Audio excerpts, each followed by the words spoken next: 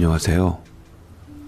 저는 날 때부터 부모복이란 게 뭔지 모르고 일생 그렇게 살아야 하는 줄 알았던 녀석입니다.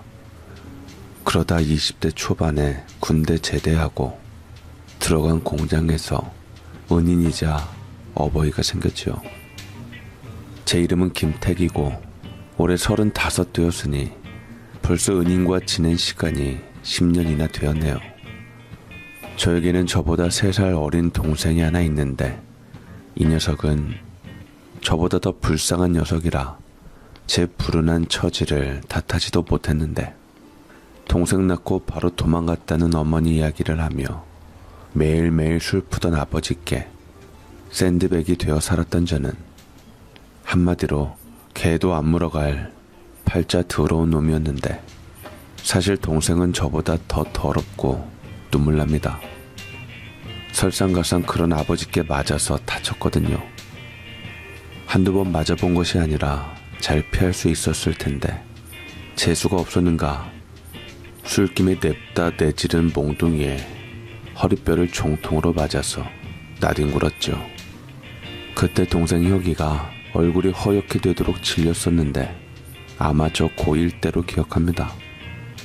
겨울방학 내내 앓던 혁이는 간신히 걷기는 했는데 이제 중학생 올라가며 제법 키가 커가는 것이 보이던 제 동생 혁이는 그 일 때문인지 키가 안 커서 160 후반대인데 다행히 이후로 어지간해서는 아버지께 맞지는 않고요. 제가 아버지 전용 샌드백이 되었죠. 동생이 맞는 것보다는 낫다 생각하고 대충 피하고 대충 맞아주기도 하며 얼른 커서 어른이 되기만을 꿈꾸었는데 또 아예 불행한 것도 아니었어요. 어느 날 아버지가 일 다니던 공장에서 알게 된 한밭집 아줌마를 데려오셨거든요. 그분은 지옥 같던 우리 3 남자의 일상에 아주 잠시 든 햇살 같은 분이셨죠. 우리 아버지에 대해 뭘 아는지는 몰라도 허물어져가는 집구석에 변변찮은 살림, 게다가 어린 게 맨날 일어서고 앉을 때 아구고 하는 혁이놈하며 또 저도 시커멓고 여드름 더럽게 난 사춘기 머슴하라 이 소굴이 마음에 들 리는 없었을 텐데 참으로 밝고 허물 하나 없이 챙겨주셨답니다. 저는 그때 믿기지가 않아서 아버지 없을 때 혹시 우리 친엄마냐 물은 적이 있었어요. 아니야. 태가 그럴 리가. 너희 어머니 돌아가시지 않았어? 나는 그렇게 들었는데. 아버지가 그런 말을 했어요? 아닌데 우리한테는 혁이 낳고 도망갔다고 했는데요. 그래서 이쁘지도 않은 우리한테 잘해주시길래 우리 엄마인 줄 알았어요. 잡혀와서 억울하지만 우리 보고 좋아서 그러는 줄 알고요. 잡혀온 거 아니고 엄마도 아니지만 내가 너희 좋아하는 건 맞아. 아줌마가 애를 못 낳아서 시집 갔다가 쫓겨났거든. 남편은 남편대로 바람나서 밖으로 돌지. 시어머니는 그런 아들 싸고 돌며 밖에서 애 낳아오거든 군소리 없이 받아 키우라고 하는데 내 팔자련이 참고 살으려고 해도 친정까지 내 편 하나도 없이 별 수 있냐며 무심하게 구는데 정이 뚝 떨어져 버려서 그냥 이혼하고 혼자 살던 중에 갑자기 이렇게 귀여운 아들 둘이나 생기니 좋네. 아유 귀엽기는요. 누가요? 저희가요? 아버지는 맨날 왼수라고 쥐어 패는데요. 혁이가 아구고 하는 게 아버지한테 맞아서 그런 거잖아요. 뭐야? 나는 입버릇다가 허리를 손으로 짚어가며 그러길래 심상찮아서 아버지한테 물어봤을 때 놀다 다쳤다고 해서 그런가 보다 했는데 맞아서 그렇게 된 거야? 병원에선 뭐래? 아니 어떻게 맞았길래 어린애가 노인네처럼 그렇게 알아? 병원은 못 갔고요. 돈도 없고 자기가 후드력한 장본인이니까. 저기 오해 말고 들으세요. 저하고 혁이 아줌마 와서 너무 좋거든요. 밥도 맛있고. 근데 그냥 아버지한테서 도망갔으면 좋겠어요. 다행히 요즘은 잠잠한데 아주 몹쓸 사람이에요. 돈 못 버는 건 둘째치고 올 아버지 주사 아시죠? 근데 맨정신에도 그래요. 같이 살 남자는 못 돼요. 우리가 아줌마 진짜 좋아해서 하는 말이니까 언제든 아니다 싶으면 도망가세요. 여자로 태어나 애도 못 낳는 내가 얼마나 좋은 남자 만나겠어. 나야말로 네가 필요하고 나 좋아해주면 감지덕지지. 더구나 이렇게 착하고 내 생각해주는 아들들이 공짜로 둘이나 생겼는데. 그런 말 마시고 여차하면 뒤돌아보지 말고 가세요. 진심이에요. 우리가 아줌마 좋아해서 하는 말이고 새겨 들으시라고요. 나나 혁이 꼴 나지 말고요. 이건 나 혼자 하는 말이 아니라 혁이 부탁이기도 해요. 혁이가 아줌마 잘못 맞아서 자기처럼 될까봐 엄청 걱정한다고요. 아휴, 무슨 애들이 이렇게 말하는 것이며 마음 쓰는 게 애늙은이 같은지. 아줌마 걱정은 하지 마. 나 보기보다 강한 사람이야. 이래봬도 산전수전, 공중전 다 겪으면서도 끝내 이겨낸 사람이거든. 내 걱정은 말고 먹고 싶은 것이나 말해봐. 난 너희들이 내가 만든 음식 잘 먹을 때 그렇게 행복하더라. 이렇게 저에게 처음으로 모성과 엄마의 보살핌이란 것을 알게 해준 아줌마는 우리 형제에게 어머니와 다름없었고 또 친아버지보다 훨씬 더 좋은 어른이었습니다. 해주신 음식 하나하나 우리는 즐겨 먹었는데 사실 음식 먹는 즐거움보다 우리의 모습에 한박 웃음을 짓는 아줌마 표정을 보는 것이 뿌듯하고 즐거워서였죠. 그러나 이 행복도 오래가지 못했습니다. 혁이가 아줌마가 걱정하는 것이 싫었는지 형인 저에게도 아프다는 티를 내지 않고 아구구 소리도 하지 않아 나은 줄 알았는데 옷을 갈아입다가 아줌마에게 들킨 겁니다. 같은 방에서 함께 지낸 저도 몰랐는데 아줌마의 비명소리에 놀라 달려가니 혁이의 등이 커다란 무록 때문에 곱추처럼 굽어 있었는데 제가 보기엔 아버지께 맞았던 부의 상처가 곰고 염증이나 커다랗게 부은 걸로 보였습니다. 소스라치게 놀란 아줌마는 어서 병원에 가자며 혁이와 저를 닥달하 했지만 우리는 아버지가 돈을 안 내서 의료보험 혜택을 받을 수 없어서 망설였거든요. 그러자 아줌마가 돈이 문제냐며 얼른 일어서라고 큰 소리를 치셨고 그렇게 혁이 허리 다친 지 근 1년 만에 병원에 갔어요. 혁이의 등을 본 의사는 혀를 차며 뭔 짓을 하다 이렇게 됐냐며 일단 고름을 째내긴 하겠지만 이미 뼈가 다쳐서 증상이 나온 이상 수술을 해서 염증 부위를 도려내야 한다고 겁을 주더라고요. 그대로 방치하면 걸을 수도 없을 뿐더러 결국 목숨까지 잃을 것이라고요. 그리고 그날 우리 집에 온 지 3개월 만에 아줌마는 도망치듯이 우리 집을 떠나야만 했습니다.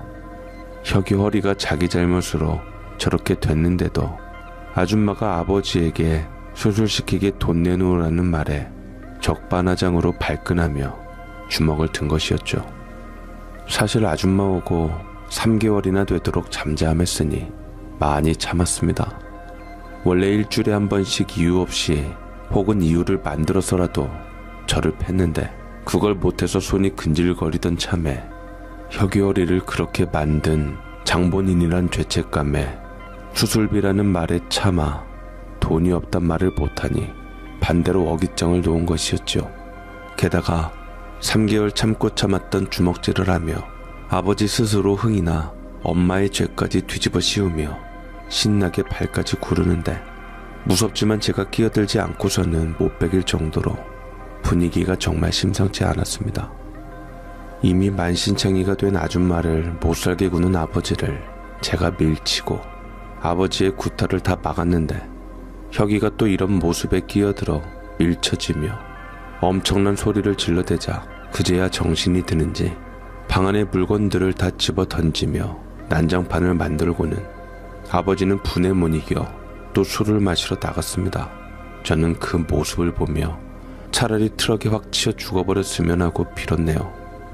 차라리 고아가 낫지 저런 인간과는 도저히 못 살 것 같았거든요. 게다가 아무 잘못 없는 아줌마에게까지 손을 대다니 믿기지 않는 그 광경은 혁이나 제가 맞는 것과는 또 다른 충격이었어요. 그렇게 저는 의식이 없는 아줌마를 흔들어 깨우며 미칠 것 같았습니다.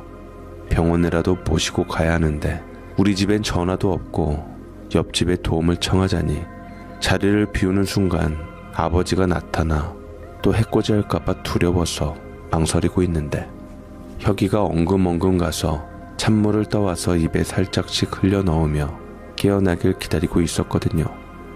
다행히 아줌마가 정신을 차리며 신음하시자 저는 망설일 것 없이 외쳤습니다. 아줌마, 얼른 여기서 나가요. 아버지 술 마시러 갔거든요. 집에 오면 다시 시작할 거예요. 그러니까 그냥 가요. 다신 여기 오지 말고요. 태가, 그러면 너희는 어떻게 해? 일단 우리가 다른 데 가 있다가 화 풀리면 얘기해보자. 모르시겠어요? 처음부터 지금까지 아줌마 잘못은 하나 없거든요. 오늘도 혁이 치료까지 받게 하셨잖아요. 그런데 왜 때렸겠어요? 애초에 우리한테 관심도 없고 돈 쓰긴 싫어서 그래요. 혁이 저렇게 냅다 방치하고도 죄책감 하나 없이 아무렇지도 않게 보던 사람이라고요. 아줌마, 그러니까 가세요. 우리 걱정은 마시고요. 우린 괜찮아요. 맞는데 이골라서 어지간해서는 아프지도 않아요. 얼른 가요. 우리 걱정 말고. 아줌마가 이렇게 된 게 나 때문이라 미안해. 이제 우리 안 챙겨줘도 되니까 가요. 하나도 걱정할 거 없어요. 나중에 커서 만나요, 우리. 당시 제가 오래 살지는 않았지만 인간에게 삶이란 고통을 받으려고 한마디로 죗값 받는 과정이라고 생각했었어요. 제가 아는 제 인생이 그랬거든요. 그런데 아줌마를 만나고 그게 아니란 걸 알았죠. 단 3개월 만에 가르쳐준 것을 거의 18년을 키워준 아버지에게서는 느끼지 못했던 만큼 고단했던 제 인생을 보듬어준 소중한 사람으로 감히 저는 그녀를 사랑했습니다. 물론 여자로서가 아니라 인간으로, 그리고 어른으로서요. 그래서 어릴 적부터 한 번도 느껴보지 못한 어머니의 사랑이란 걸 알게 해준 그녀에게 해줄 것은 삭신이 쑤셔하는 아줌마를 위해 꼬깃꼬깃 서둘러 짐을 싸주는 것뿐이던 우리는 기꺼이 떠나보내며 웃을 수 있었습니다. 아줌마는 그런 저희 형제의 얼굴을 쓰다듬고 또 쓰다듬으며 이름이 이숙자라는 것과 고향이 충북 진천에 나이는 아버지보다 2살 많은 토끼띠라고 알려주시며 다시 만나자고, 언제든 꼭 다시 만날 날 있을 거라고 다짐하며 떠나셨고요. 처음 화사하게 웃는 얼굴로 우리를 맞았던 아줌마는 결국 3개월 만에 아버지께 맞은 얼굴이 부어오르기 시작해서 처참한 몰골로 그렇게 우리 곁을 떠나셨고, 우리도 아버지에 대한 분노로 몸서리를 치며 기다렸지만 다행히 선술집에서 퍼질러 자는지 집에 오지 않았고, 다음날 오후 늦게 들어온 아버지는 여전히 난장판인 집에 아줌마의 짐이 사라진 걸 알고 고름을 째내고도 등이 아파 학교에 못 가고 누워있던 혁이에게 한바탕 퍼붓고 술 마시러 또 나갔답니다. 양심이 있는지 주먹질은 않고 물건만 집어 던져서 집에 가보니 혁이 주변으로 물건들이 가득했고요. 하지만 혁이나 저나 마주보며 웃을 수 있었던 건 지난밤 아버지가 안 들어오셔서 아줌마가 도망가다 잡히지 않았나 걱정했었거든요. 화를 내는 걸 보고 무사히 도망가신 거란 우리는 그제야 안도의 웃음을 지었던 것이죠. 아버지는 우리 형제에게 애정이 없다기보단 시련에 나약한 인간이었습니다. 아내가 있건 없건 자식을 보며 희망을 얻는 부류가 아니라 신세 타령하며 술병 드는 못난 분이셨죠. 욱해서 주먹 날리고 점점 상태가 안 좋아지는 혁이를 보면서도 얼른 데려가 고쳐줘야지 보단 돈이 없어 의료보험 혜택도 끊긴 마당에 어떻게 해야 하나 걱정에 치여 그냥 맥을 놓아버렸습니다. 그래도 우리는 끼니는 거르지 않았는데 다른 것은 무심해도 밥이 없거나 먹을 것이 없으면 일단 비가 오나 눈이 오나 악착같이 일을 나가고 공치는 날이면 외상이라도 해서 먹을 것을 가져오기는 했습니다. 그러니까 우리 아버지에게는 그냥 목구멍에 밥 밀어 넣어주는 것 거기까지가 아버지의 할 일이었던 것입니다. 그러나 저는 아닙니다. 혁이에 썩어 들어간다는 뼈를 어떻게 해서든 수술시켜줄 생각이었어요. 3살 터울인 우리 형제는 서로를 형제이자 친구로 의지하며 살 수밖에 없었던 전부였습니다. 그러나 하필 공부를 그럭저럭 해서 인문계 고등학교를 다니던 상태에 공부도 그저 그런 제가 돈을 벌 방법은 전무했고요.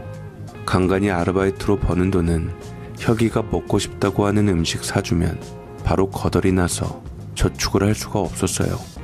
혁이 수술시킬 돈을 벌면서도 저는 한편으로 최후의 안 좋은 생각이 머릿속에서 떠나지 않았는데, 염증이 온몸으로 퍼지면 답도 없다는 의사가 한 말 때문이었지요. 그래서 뭐 먹고 싶다는 혁이 말이 예사로 들리지가 않았어요. 이후로 저는 고등학교를 졸업하고 군에 자원 입대를 해서 나오는 월급을 혁이에게 꼬박꼬박 붙여주며 먹는 것만은 남부럽지 않게 먹게 했습니다. 그렇게 떨어지지 않는 발걸음으로 입대를 하면서도 걱정이 태산이었는데, 당장 수술비 마련할 돈이 없었던 저는 언제 벌어 수술을 시키겠냐 회의적인 생각뿐이었거든요. 예전에 비해 군인 월급이 올랐어도 10년 전에도 군인 월급은 박봉이었어요. 사병은 뭐 말할 것도 없었는데, 사실 먹어도 헛헛한 뱃속에 군것질거리조차 저는 넣어주지 못하고 동생 걱정으로 가득했습니다. 휴가라고 가면 아버지는 삐쩍 꼬른 채로 술푸기 바빴고, 혁이는 말 그대로 미라처럼 마른 채로 방구석에 방치되었거든요. 겁이 나서 차마 묻지 못했지만 제가 붙여주는 돈은 모두 아버지께 뺏기고 있는 것 같았어요. 일단 혁이가 돈 찾으러 나가질 못하거든요. 그러나 저는 안 물었습니다. 무서워서. 그리고 어차피 제가 그 핑계로 돈을 안 보내면 혁이만 힘들어질 게 뻔해서요. 최소한 밥은 안 굶기는 아버지니 그거 하나 믿고 모른 척하며 혁이에게 조금만 버텨라 그렇게 안심을 시킬 뿐이었죠. 못난 형으로 해줄 것이 없었던 저는 휴가라도 혁이를 위해 막노동판을 전전하며 돈을 벌었어요. 그것이 혁이를 위해 해줄 전부였거든요. 어디에 도움을 청해야 할지도 몰라서 그냥 맨땅에 헤딩하며, 그 와중에도 제가 사들고 간 통닭을 맛나게 뜯으며 기뻐하는 동생을 위해 저도 가슴속에 분노를 참으며 나라도 성한 것이 어찌나 기뻤는지 모릅니다. 제법 긴 말년 휴가에는 이렇게 혁이에게 먹을 것 사 먹이고도 100만 원을 모아서 어느 정도 희망이란 게 생긴 저는 제대 후 바로 공장에 취직을 했습니다. 사실 군대에서 행보관님께 직업군인 제의를 받았지만 그러면 혁이를 돌보지 못해 아쉬움을 뒤로하고 제대를 할 수밖에 없었는데, 그도 그럴 게 몸에 흐르는 피가 그런가 남들 근 일주일 알아 눕는다는 근육통도 저는 2, 3일 현장에 이악 물고 나가 일하면서 싹 풀리는 체질입니다. 그래서 제법 두각을 보였거든요. 게다가 동생 돌보던 습관이 있어서 후임병 들어오면 옆에 불러들여 다른 선임들이 못 갈구게 지켜줬거든요. 이후 신병들에게 김택이 잘해준다는 소리를 듣고 가정사를 감안하면 무조건 너는 직업군인해야 한다고 엄청 꼬셨습니다. 사실 저도 무척 끌리긴 했는데, 공사장 일 한동안 잘하던 제가 벽돌 짊어지고 계단을 오르다가 그만 중심을 잃고 아래로 굴러버린 일이 있었어요. 공사장 구멍 숭숭 뚫린 철로 된 난간도 없는 발판을 건물 외쪽에 연결해서 짊어지고 나르는 작업하다 그랬는데, 천만다행 2층에 오르다 그래서 크게 다치지는 않았지만 정말 식겁을 하면서 나 역시도 언제 몸을 상할지 모를 인간이란 걸 그때 느꼈답니다. 그저 조심하는 것이 내 몸을 지킬 유일한 방법인데, 군대는 남들이 치는 사고로 제가 다칠 수 있기 때문에 선뜻 용기가 안 나더라고요. 일단 저까지 다치거나 죽게 되면 혁이는 그날로 죽은 목숨이기 때문에 저는 제대하여 비교적 안전한 공장 일을 하기로 마음먹었거든요. 다치더라도 손이나 나가겠죠. 그렇게 저는 제대 후 프레스 공장에 들어가 돈을 벌기로 했습니다. 사실 열심히 모은 월급 10만원 쥐어주며 맛난 것 사 먹으라며 형 노릇했지만 저는 사격 훈련으로 받은 포상휴가도 후임에게 넘기면서 휴가조차 안 가고 뭉구적거렸던 적이 많았습니다. 이미 첫 휴가 때 집에 가 동생 혁이를 보고 점점 심해지는 증세에 충격을 받았던 저는 집에 가기가 두려웠거든요.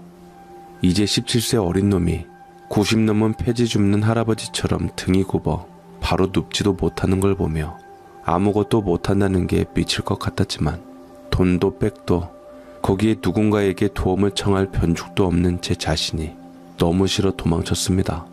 게다가 아버지가 챙겨주는 밥이 오죽하겠나요. 허기만 면하게 라면 국물에 밥 말아 먹이는 수준이라 저 군대 가기 전보다 10kg 이상 빠져 보였는데 군대에서 삼시세끼 잘 먹은 저는 윤기 잘 자라게 살이 올라 있어 형으로 양심의 가책을 느꼈습니다. 안 아프다, 이제 괜찮다는 동생 말에 그래 맞장구를 치며 그대로 믿어버린 저 역시 동생을 저 지경으로 만든 공범이었고 결국 제 목표는 서둘러 동생을 병원에 데려가 수술시키는 것이 되었답니다. 그렇게 동생 수술비 마련하려고 공장 다니며 엄청나게 짠돌이 짓을 했죠. 한푼이 아쉬웠거든요. 그랬더니 선배 아저씨들이 밉상이라고 저를 좀 미워하고 괄시를 했죠. 우선 제가 나이도 어리고 만만하니 텃세 부리는 거였는데 돈으로 풀 수 없었던 저는 빠릿빠릿하게 아저씨들 시중 들며 마음을 얻기로 했습니다. 커피도 타서 대령하고 심부름 갈 때면 잔돈으로 피우는 담배 기억했다가 사다 드리고요. 식사 때면 젓가락 숟가락에 물컵 착착 냅킨에 올려서 깔아드리고 반찬 그릇이 비었다 하면 제가 직접 가서 덮어오고 열심히 몸을 움직이니 저 자식 보기보단 괜찮은 놈이라는 평을 듣게 되었지요. 그렇게 휴식 시간에 아저씨들 노닥거리는 판에도 끼고 이후에 우리 집 이야기할 기회가 있어서 동생 수술비 마련하려고 돈 모으는 중이라고 말씀을 드렸더니 다들 얼굴이 벌개지시더니 이후로 저를 엄청 챙겨주십니다. 한 푼이 아깝다는 제 말에 교통비 아끼라고 출퇴근길에 저 태워주시면서 기름값 드리면 손사래를 치시면서 사모님이 챙겨주신 간식 먹으라 하신답니다. 사장님도 못지않게 인품이 좋은 분이신데 말수는 별로 없으신데 제 이력서를 보시며 동생 이야기를 물어보신 적이 있거든요. 딱히 별 말씀은 안 하셨지만 공장에 오시면 항상 몸 조심하라고 등을 토닥여 주시곤 하셨는데 그렇게 첫 휴가마자 뭐 할 거냐는 말에 갈 데가 없어 제가 별 대꾸를 못하고 있자 사장님이 동생과 나를 휴가에 집으로 초대를 하셨습니다. 물론 아저씨들 없는 곳에서요. 사모님이 음식을 꾀하시는데 우리 형제 이야기를 듣고는 한번 보고 싶다고 하셨다네요. 실은 저 공장 입사한 첫날부터 보고 싶다고 하셨는데 용기가 안 나서 지금 초대하는 거라고 꼭 동생 혁이와 같이 오라고 하셨거든요. 그래서 제가 혁이를 업고 그 집에 갔습니다. 물론 걷기는 하는데 영 힘들어해서요. 최대한 힘을 아껴야 몰골도 봐줄만 하고 혁이도 밥을 먹을 거라 제가 힘을 아끼게 하려고 들쳐 업었는데 혁이나 저나 두근두근 창피하면서도 오랜만에 집밥에 기대감이 있었답니다. 그렇게 사장님 댁에 가서 초인종을 누르자 누가 금방 문을 열어주는데 저는 혁이 업고 있느라 고개를 똑바로 들지를 못하고 있었어요. 제가 꾸벅 인사를 하자 혁이가 기어 이렇게 됐구나 울먹이는 소리가 들리는데 문득 그리움, 안도감 그런 느낌이 들면서 귀가 번쩍 뜨이는데 저도 모르게 눈물이 왈칵 나는 겁니다. 뒤에 엎인 혁이는 어어하면서 말을 못하고 있길래 얼른 고개를 들어 바라보니 아줌마였어요. 몇 년 전 혁이 수술시키고자 했다가 아버지께 두들겨 맞고 기절하셨던 한밭집 아줌마, 우리가 도망시킨 엄마 같은 아줌마요. 셋 다 우는 것 보니 맞나 보네. 그러게 내가 일찍 찾아보라고 했잖아. 사람 참. 얼른 들어와 태가. 아줌마가 니네 얘기를 하면서 걱정을 얼마나 했는지 모른다. 자기가 못나서 너희 그렇게 두고 왔다고. 그런데 또 너희 아버지가 너무 무서워서 차마 들여다도 못 보고 혼자서 청성 떨었어. 내가 우리 공장에 택이란 놈 들어왔다고 하니까 이름만 듣고도 울어버리는데 내가 처음엔 그 애들 아니라고 둘러쳤는데 아무리 봐도 집사람이 말하던 애들 맞더라고. 이력서에 적힌 세 사람 이름만 보고도 줄줄 수도꼭지 열리더만. 그래, 네가 혁이냐? 에이구, 어서 와라. 어서 와.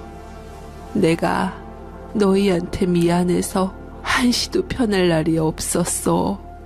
나는 그렇게 나와서 이렇게 좋은 분 만나서 편하게 살고 있는데 남겨놓고 온 너희 인생이 뻔해서 그래도 설마 더 나빠지게 놔두겠나 했는데 이렇게 택이 너한테 엎혀서 온 거 보니까 내가 고개를 들 수가 없다. 그래, 영 못 걷니? 어쩌면 좋아. 걷긴 걸어요. 느려서 그렇지. 너무 초반에 힘 빼면 복이 그럴까봐 제가 업고 온 거예요. 걱정 마세요.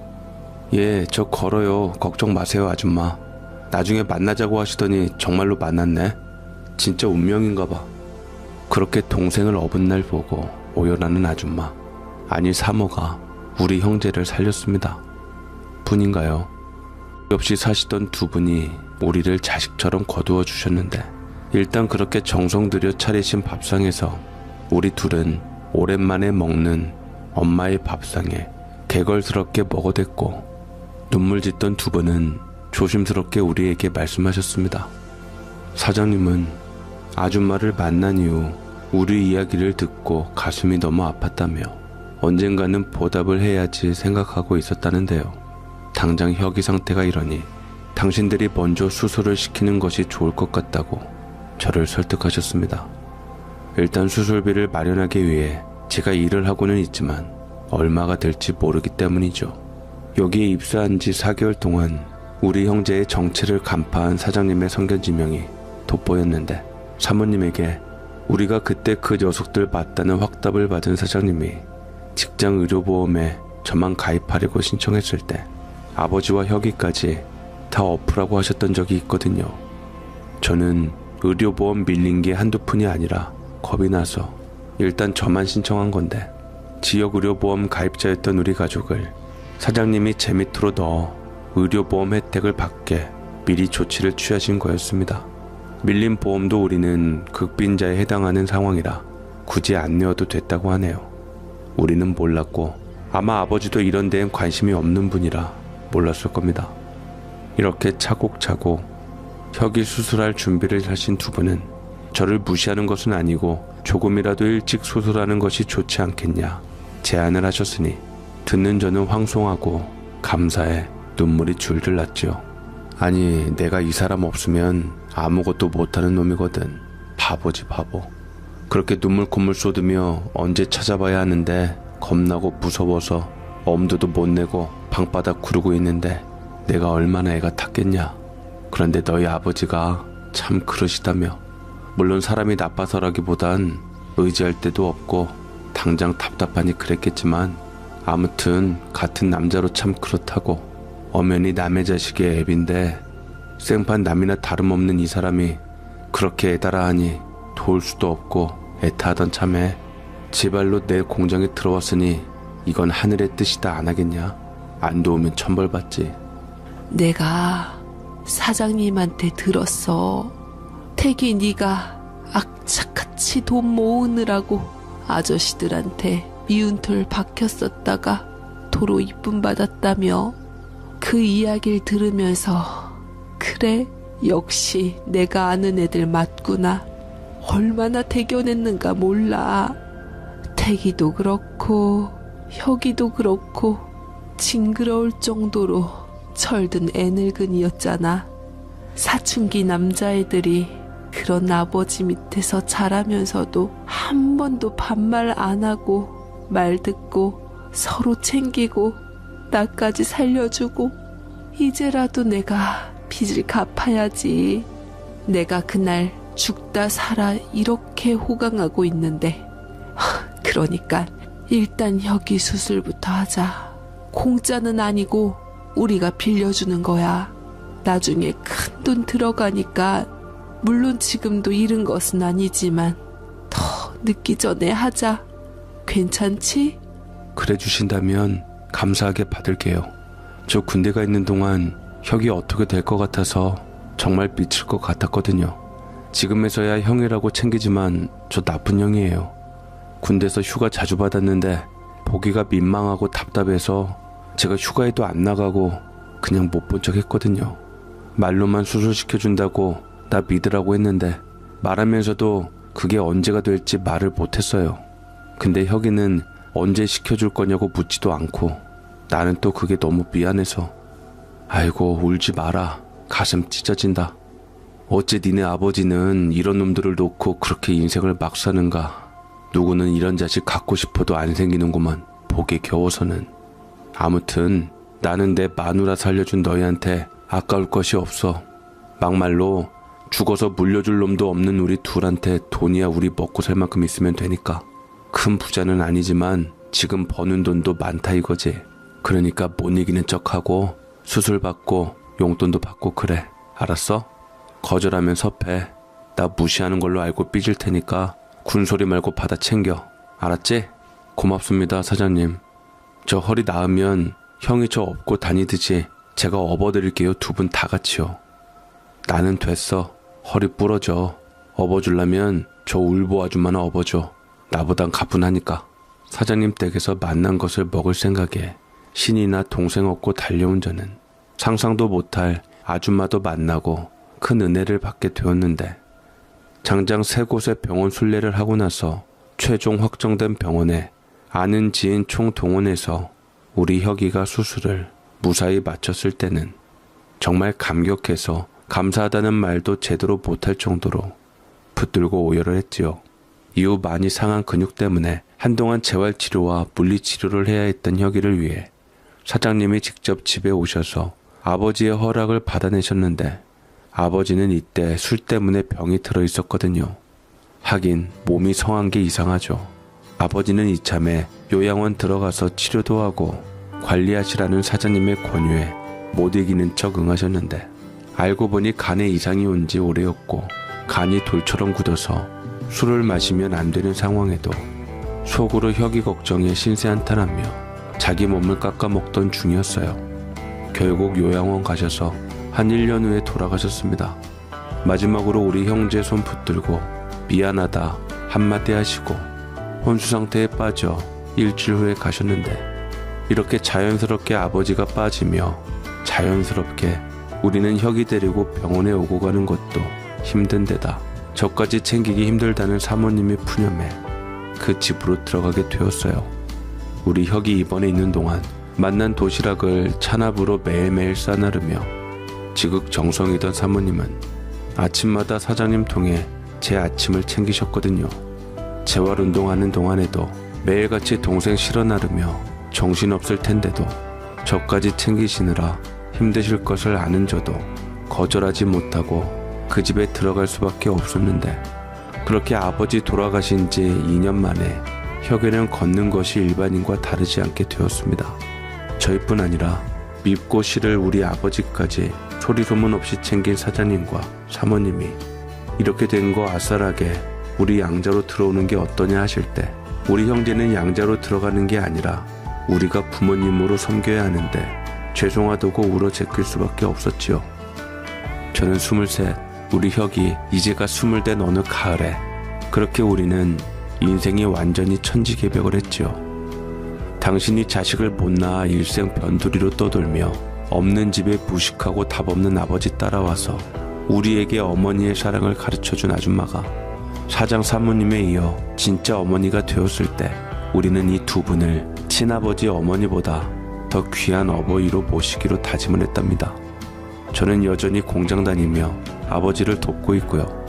혁이는 검정고시로 고등학교 졸업장 따고 군대 가서 열심히 공부해 입시 성공해서 대학생까지 되어서 이후로 정식 사업 이어받을 후계자로 공부 엄청나게 하고 있습니다. 아무리 생각해도 현생에서 우리가 어머니 아버지에게 받기만 해서 너무 죄송한데 아버지 어머니는 오히려 우리에게 받은 것이 더 많다고 하시니 황송할 뿐입니다. 무뚝뚝하고 감정도 없고 아버지 닮아 현실이 고단하면 눈 감아 버렸던 저는 지금 부모 앞에서는 작은 강아지가 됩니다. 이 나이 먹었는데도 애교 부리면 엄청 좋아하시더라고요. 혁이야 막내라 자연스러운데 저는 어색한 부분이 많을 텐데도 무조건 이쁘다 귀엽다 해주시니 송구스러울 따름이고요.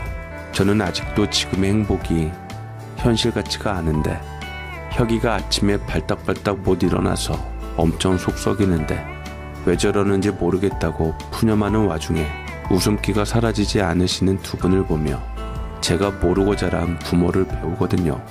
그래서 아직 장가는 안 들었습니다. 배울 것이 아직 많아서요.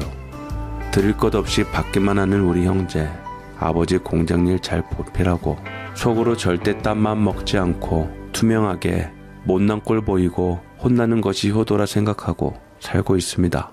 혁이도 저도 이 마음은 죽어도 안 변할 겁니다. 지옥 같은 우리를 구해준 하늘이 내려주신 분들이잖아요. 두 분 부디 오래오래 우리 형제 곁에 머물러 주시기를 소망하며 우리 형제 죽는 날까지 은인이자 어버이에게 효도하며 살 것을 다시 한번 다짐합니다. 다음 생이 있다면 우리에게 의지할 수 있는 든든한 자식이 될 테니 꼭 부모 자식 인연 있고 싶습니다. 어머니 아버지 사랑하고 존경합니다. 그리고 감사합니다. 우리 형제 이야기 들어주셔서 감사합니다. 연인님들 그리고 청취자님들. 퍽퍽한 세상 우리 부모님 이야기가 한 줄기 위안이 되시길 바라며 이만 글을 마치겠습니다. 감사합니다.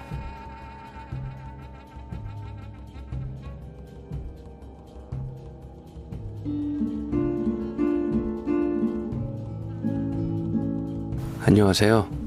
저는 환갑이 조금 지난 남자입니다. 세상 풍파 다 겪고 겨우 힘들게 자리 잡은 가정에서 저는 그동안 행복하게 잘 살았습니다. 어쩌면 제가 제 행복을 위해 자식을 등지고 이기적이게 살았기 때문에 뒤늦게 이 고통을 받았는지도 모릅니다. 저는 예전에 무척이나 사랑하는 여자가 있었습니다.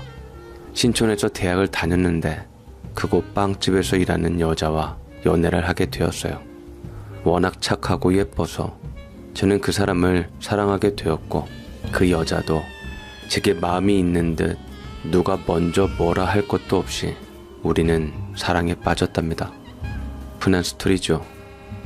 저희 집은 그 시절 대학을 다닐 정도로 나름 부유했던 집안이라 저희 집에서는 먹고 사는 것 외에도 자식 교육에 앞장서서 저를 비롯한 5남매 모두가 대학을 나와 지금은 다들 전문직에서 한 자리씩 자리 잡고 있었으니까 말이죠. 하지만 당시 시대상으로 분명 못 먹고 못 살고 서울 드림을 꿈꾸며 시골에 있는 처자들은 고향에서 올라와 서울에서 공장을 다니며 돈을 벌고 그 돈을 모두 가족에게 송금하며 든든한 딸들이 살림 미천 노릇을 할 시기이기도 했습니다.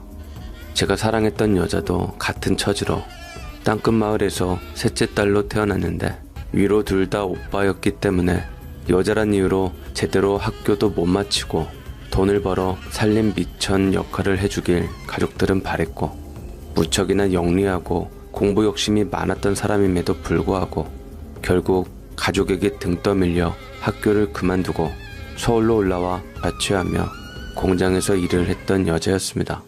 허나 몸이 좋질 않아 몇 년간 일한 공장을 그만두고 휴식을 취하고 있었는데 그 사이 돈을 안 벌면 불안했던 그 사람은 대학 근처 빵집에서 종업원으로 일하다가 마침 저를 만난 것이었죠. 너무나 사랑하고 좋아했던 그 사람이었습니다. 제가 보기보다 낭만적인 면모가 많아서 연애소설과 시에 빠져 제 운명의 여자를 만나기를 바랬었는데 그 사람은 제 마음을 첫눈에 사로잡았습니다. 굉장히 미인이세요. 저 오늘 시간 많은데 괜찮으시다면 저와 같이 차라도 아니 밥이라도 한 끼 먹을까요? 차랑 밥이랑 둘 다 먹고 마시면 더 좋고요. 라고 소위 요즘 말로 작업으로 그 여자에게 들이대니 처음에는 저를 피하고 이상한 눈빛으로 경계했지만 제가 온갖 꽃이다 선물이다 편지다 제가 들이댈 수 있는 최대한 들이대고 진심을 진정성 있게 내보이니 얼마 안 가 그 사람도 제가 나쁜 사람이 아니고 신분도 확실한 사람이라는 것을 알게 되었네요. 인사부터 시작하는 것도 설렜던 저는 그 사람 주위를 빙빙 돌다가 대학 수업까지 빠지며 그녀와 같이 있는 시간을 보낼 기회를 일부러 만들었고 제가 노력한 만큼 제게 마음을 점차 열었던 그녀는 나름 친해진 후 이상한 사람 취급했던 속내를 나중에 알려주더라고요. 날 우습게 보고 신분 속이고 다가와 만나려는 사람이 많았거든요. 저 아는 사람은 대학생인 척하는 사람한테 속아서 아이부터 갖고 버려지는 경우도 많아서 저는 그냥 서울 생활에선 맘 닫고 고향에 있는 사람과 때 되면 결혼하려고 했어요. 저 고향에서 인기도 많았고 저 좋다는 사람도 많았다니까요. 라고 내심 자신의 인기를 자랑하며 얘기하는 것도 사랑스러웠던 저는 대학을 졸업하자마자 바로 직장 자리 잡고 그녀와 결혼하기로 마음을 먹고 평생을 그 사람과 함께하길 바랬네요. 허나 흔하디 흔한 스토리이듯 이건 미리가 불보듯 뻔한 결말이었습니다. 나에게 한없이 너그러운 부모님은 그 사람을 보자마자 잘 알아보지도 않은 상태로 겉에 있는 조건만으로 안 된다고 부르짖었고 저는 그런 부모님께 실망해서 부모와 절연을 하더라도 그 사람과 결혼할 의사를 밝혔지만 그것 또한 쉽지 않은 일이었습니다. 어찌 보면 제게는 배신이었죠. 제가 그녀와의 결혼을 위해 시금 전폐를 하며 단식 투쟁을 했고 머지않아 방에 꽁꽁 있다가 문이 열리며 부모님께서 제게 그녀의 실체를 밝힌답시고 비아냥댔습니다. 그 여자 돈 100만 원에 너랑 헤어져 줬다. 다신 너 안 본다더라. 네가 부모 형제 다 등 돌리고 모든 걸 포기하려 했던 사랑이 그 사람한테는 고작 100만 원짜리 사랑이었던 것뿐이야.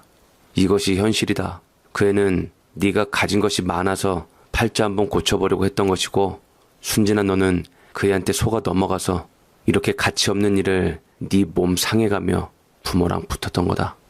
100만 원 주니 다신 너랑 연락 않겠다고 각서도 받았으니 똑똑히 보거라 하며 아버지께서는 제게 공증받은 서류 한 장을 보여주었고 그 안에 써있는 내용은 아버지가 제게 직접적으로 전달한 진실 모두가 적혀있던 것이었습니다.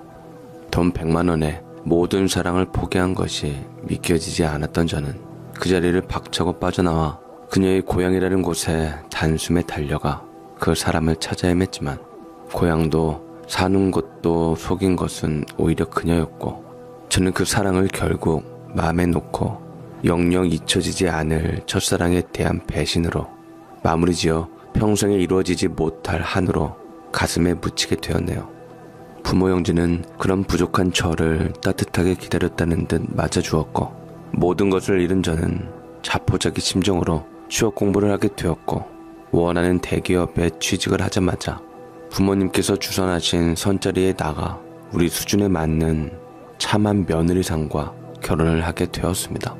제 아내이기 전에 부모님의 며느리가 될 여자는 이름이 잘 나가는 가업 사장님 딸인 표씨 가문의 표혜영이라는 여자였고 저보다 더 공부도 많이 하고 착하고 똑똑하고 돈도 많았지만 혼인 시기를 놓친 저보다 2살 많은 연상의 여자였습니다. 나이만 연상 아니면 제가 하나같이 조건으로는 꿀리는 입장이었죠. 그 사람은 저를 좋아하며 남편감으로 봐두었던 듯 관심을 가졌고 저도 외모도 조건도 나쁘지 않고 무엇보다 부모님이 밀어붙이는 바람에 예전에 사랑했던 그 여자 말고는 어떤 여자가 와도 다 비슷할 것만 같아 그 사람과 결혼을 하게 되었습니다. 결혼식 전날 그 사람은 저희 집에 와서 더할 나위 없는 귀한 환대를 받았는데 늦은 시간 제가 그 사람을 집까지 바래다 주러 같이 차에 탔을 때 진심으로 제게 고마워하더라고요. 고마워요. 재훈 씨가 제 남편이 돼줘서. 저는 재훈 씨 같이 따뜻하고 좋은 사람을 만나게 돼서 정말 행운이라고 생각해요. 우리 행복하게 가정 꾸리며 100년해로해요. 많이 사랑해요, 재훈 씨. 만난 지 얼마나 됐다고. 결혼하면 모두가 사랑해서 결혼하는 것도 아닌데 판에 박힌 형식적인 그 사랑한다는 말이 싫었지만 이미 내일 결혼식을 올리기로 모두가 동의하고 합의한 상태였으니 저는 끌려갈 수밖에 없었던 상황이었습니다. 그 여자와 결혼하는 것이 행복할 것 같은 미래는 아니었지만 남들이 보기엔 나쁘지 않다는 이유로 결혼을 선택한 저는 실제로도 결혼식을 올린 후 처가댁을 껴나보게 되었습니다. 부잣집 처가댁을 만난 덕분에 저는 다니던 월급쟁이 노릇을 그만하고 장인과 함께 사업을 일구게 되었고, 공교롭게도 장인이 몸이 많이 안 좋은 탓에 사위로 후계자로 삼을 작정을 했기 때문에 저는 자연스럽게 장인의 회사를 이어받게 되었더랬죠. 모두가 절 결혼 잘했다고 부러워했고 저 역시 사랑 대신 돈이나 명예를 받으니 대가는 충분하다고 생각하고 현실에 안주하며 잘 살기로 했습니다. 하지만 부부 사이가 많이 좋은 편은 아니었어요. 아내는 언제나 사랑받는 아내가 되고 싶어 했지만 저는 일핑계로 집에 잘 들어가지 않은 채 오로지 사업 구상하고 확장하는 데만 정신을 쏟았습니다. 그 덕에 회사는 날로 번창해갔고 가정은 날이 갈수록 기울어졌죠. 계속 후사가 없어서 제가 더 밖으로 돌았던 것도 있었고, 제 행동이 가정에 시큰둥하니 지인들은 모두가 제가 아내를 두고 다른 데 눈 돌린 거라 생각했지만 맹세코 저는 다른 데 눈을 돌릴 일은 없었죠. 제 마음속에는 첫사랑 하나뿐이었고 그 여자가 아닌 다음에야 모두 돌이나 마찬가지로 느껴져 아무 설렘을 주지 못했습니다. 안타깝게도 아내도 마찬가지였고요. 그래도 그 와중에 아내는 태기를 느끼고 제 아이를 갖게 되었죠. 정말 다행스럽게도요. 아이를 가진 아내는 진심으로 행복해했고 특별히 몸조심을 하며 제가 아이를 봐서라도 가정에 돌아올 거라고 생각했습니다. 실제로 아이가 생긴 이후로 저도 가정에 충실하며 아내에게 잘하려고 노력했어요. 아이의 존재를 알고 나니 뭔가 제가 아버지가 된다는 느낌에 새롭더라고요. 새삼 그동안 아내를 등진 것이 미안하게 생각이 되었고 이제라도 제 아이가 생겼으니 모든 것을 다 잊고 가정에 더 신경 쓰기로 노력했습니다. 미안해 여보. 그동안 나 때문에 많이 힘들었지. 당신이 이해해준 덕분에 그래도 회사도 많이 안정됐고 확장하는 사업도 다 잘 되고 있어. 이제부터라도 당신을 위해서 우리 아이를 위해서 그렇게 살도록 노력할게. 일도 중요하지만 우리 가족이 제일 중요하다는 생각이 들더라고. 그렇게 생각하니 다행이야. 난 당신이 언젠간 돌아올 줄 알고 있었어. 비록 당신이 사업에 신경 쓰는 동안 내가 아내로서의 인생이 행복했다고는 말 못하지만 그래도 우리 아버지 당신에게 사업 물려준 거 믿음직스러워 하는 걸로 효도했다 생각해. 이제라도 우리 아이 생겨서 나는 돌아온 진심으로 당신에게 감사하게 생각하고 우리 사이도 회복될 거라 생각하고 이제부터라도 우리 잘 살고 우리 아이에게 좋은 부모가 되자. 그럴 수 있지? 라고 말을 참으로 예쁘게 하며 배려했는데 이토록 마음 착한 아내를 나는 대체 뭐에 올려서 그동안 등한시했나 후회스러웠습니다.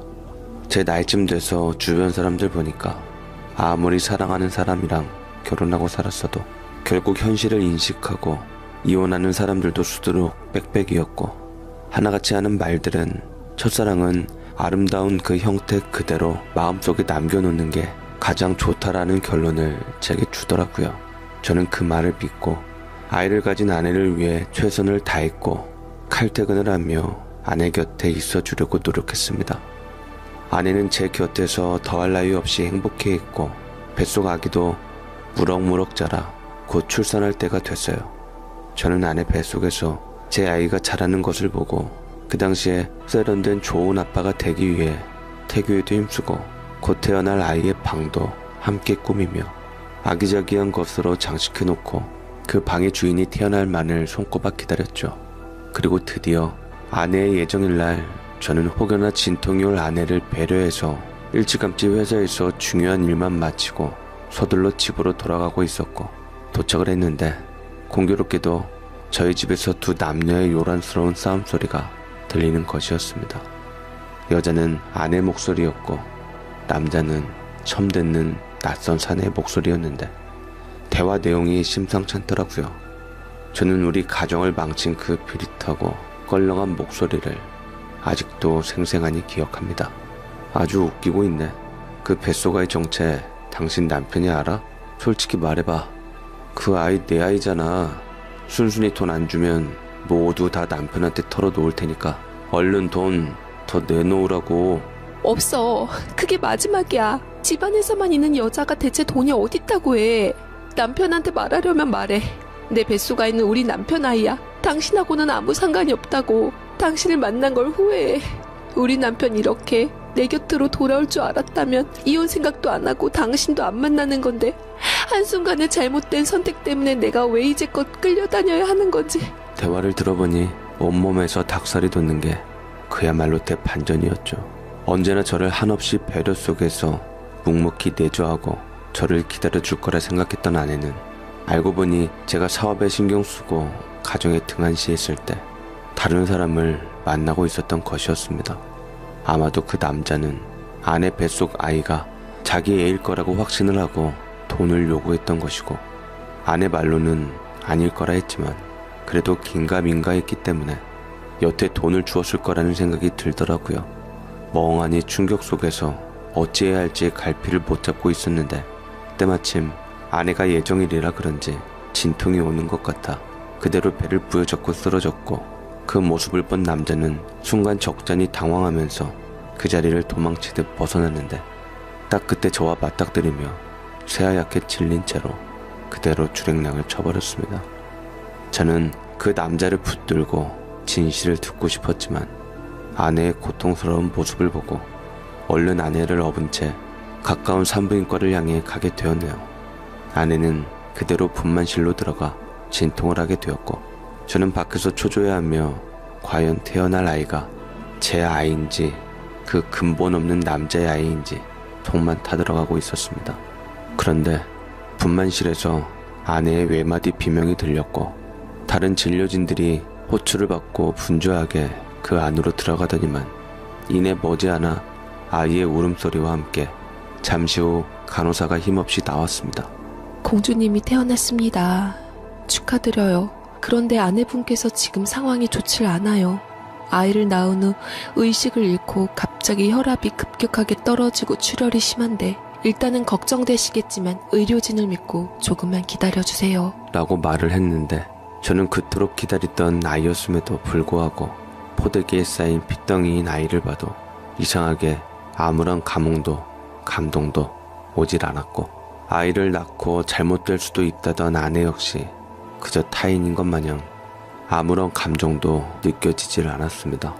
아이를 보자 자꾸만 머릿속에서는 저를 밀치고 나갔던 그 낯선 남자가 떠올랐을 뿐이었고, 아이의 얼굴조차 그 남자와 겹쳐 보여 정남이가 뚝 떨어지고 보기도 싫더라고요. 일단 아내 역시 처갓집의 딸이니 가족에게는 알리는 것이 맞다 생각해서 현재 아내의 상황을 통보했고, 몸이 안 좋은 장인을 제외하고는 장모님과 이모님, 처형들이 아내를 걱정해서 한달을 메우며 상태를 캐물었고 이내 오열을 하며 걱정했습니다. 어쨌든 아내의 가족까지 불렀으니 제 역할은 끝났다고 생각하고 자리를 뜨려 했네요. 전 일 때문에 이만 가보겠습니다. 아이는 신생아실에 가서 보시고요. 아내 상태 봐서 연락 주세요. 그러자 장모님은 표정 하나 변치 않은 제 모습을 보고 이내 분풀이를 하며 멱살을 잡더라고요. 이놈아, 우리 혜영이가 네 애 낳느라 지금 중환자실로 옮겨져 생명이 왔다 갔다 하고 있는데 지금 회사를 가겠다고? 어떻게 네가 그럴 수가 있냐, 이 나쁜 자식아. 우리 혜영이가 널 얼마나 사랑하고 위했는데 네 아이를 가지게 해달라고 절에 다니며 그렇게 간절히 빌고 그랬는데 아이를 낳아준 아내에게 네가 사람으로 살 짓이냐, 이 나쁜 인간아? 우리 혜영이 불쌍해서 어떡해. 라며 장모님께서 난리를 치셨고 처형들도 거들며 저를 그야말로 죽일 놈 취급을 하더라고요. 저는 장모님의 멱살을 억지로 떼내고 처형들에게 소리치며 내 몸에 손대지 말라고, 태어난 딸아이가 내 아이인지도 정확하지 않고 내가 왜 이러는지는 아내가 깨어나면 직접 들으라고, 저 독한 여자가 그리 쉽게 세상 떠나지 않을 거라고 감정을 퍼붓고는 그 자리를 벗어났습니다. 저는 회사로 돌아가 쌓였던 울분을 풀며 오열을 했고 그 비참함과 상실감을 이루 말할 수 없이 아프고 힘들었네요. 그건 결코 첫사랑을 이루지 못한 아픔에 비할 바가 결코 아니었습니다. 그때만 해도 아내가 버젓이 살아서 돌아와 제게 어떤 말을 할지 궁금해졌고 태어난 딸아이의 출생의 비밀도 밝힐 거라 생각을 했는데 곧이어 돌아온 소식은 참으로 비극적이었습니다. 그런데 처형의 입에서 나온 말은 아내의 소식 외에도 충격적인 말들이었습니다. 제부, 우리 혜영이 떠났어. 얼마나 모성애가 지극한지 딸아이 잘 부탁한다는 얘기하고 갔다더라. 우리 엄마는 제부 이해 못했지만 나는 제부가 왜 그러는지 누구보다 잘 알고 있는 사람이야. 혜영이가 제부랑 결혼한 후 내내 불행한 상태로 힘들어했고 그 이유가 제부 마음속에 있었던 첫사랑 때문인 것도 잘 알고 있어서 더 괴로워했어. 그래도 제부 신경 쓸까봐 기다리고 내조했던 착한 아이였는데 내가 그런 우리 혜영이 너무 가엾어서 차라리 그럴 거면 너도 다른 사람 한번 만나봐라. 그 나이 되도록 공부밖에 안 해. 남자라고는 제부밖에 못 만나보고 결혼했는데 제부는 마음속에 다른 사람 갖고 있는데 넌 왜 네 인생을 행복하게 만들어주지 못하고 뒷모습만 바라보고 살아야 하냐. 그렇게 미련하게 살지 말라고 내가 다른 사람 만나보라고 한 거야. 우리 혜영이는 죄 없어. 라며 처형은 울먹이면서 속내를 털어놓았고 저는 기막힌 듯 더 이상 그런 것들과 얽히고 싶지도 않고 아무리 내가 마음속에 다른 사람을 갖고 있었다 한들 그것이 결코 바람의 면죄부가 돼줄 수는 없다는 얘기를 하며 냉정하게 전화를 끊었습니다. 참으로 상실감이 들더이다. 아내가 떠났다는 소식은 아무리 다른 남자와 얽힌 죄인인 아내일지라도 제게 자책감을 들게 했고 마음을 심하게 어지럽혔죠. 처형의 말 맞다나 이게 다 내 잘못으로 비롯된 것인가. 내가 마음을 잡지 않고 아내에게 믿음을 못 줘서 아내가 그렇게 한 건가 싶어 미치겠더라고요. 아내가 떠나간 뒤 느껴진 질투심과 자책감 그리고 배신감은 저를 병들게 만들었고 저는 그날부터 끼니를 거른 채 말라가며 아내의 장례식에 겨우 참석해 모진 처갓집의 원망을 받고 그때 아이를 다시 볼 수 있었습니다. 태어난 지 얼마 안 되는 핏덩이인 딸은 눈을 떠서 저를 아비로서 눈에 익히려고 노력하는 듯 잘 보이려고 방긋방긋 웃기도 했지만 제 입장에서도 정을 함부로 내줄 수가 없더라고요. 저희 부모님께서도 아내의 소식을 서글퍼하며 서둘러 장례식에 참석했는데 어떻게 남편이 되어서 떠난 아내를 보며 눈물 한 방울 안 흘릴 수 있냐는 타박에 저는 모든 진실을 밝혔고 그야말로 장례식장은 아수라장이 되면서 부모님들은 네 탓 내 탓을 하며 편가르기를 하며 다퉜고 저는 진절머리가 나는 그 장소를 빠져나오는데 뒤늦게 처형이 울면서 아이를 데리고 나오더라고요.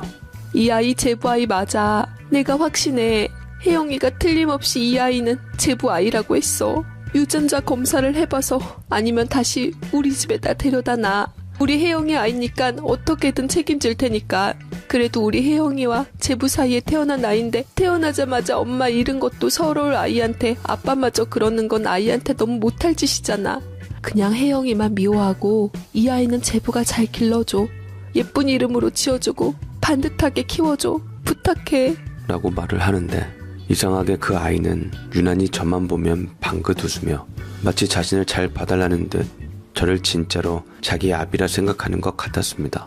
그렇지만 그 아이가 정말로 제 아이라 할지라도 그 여자의 몸에서 나왔기 때문에 저는 아이한테 아비 노릇을 잘할 자신이 없었고 저는 아내에 대한 미움으로 냉정하게 아이를 끊어냈습니다.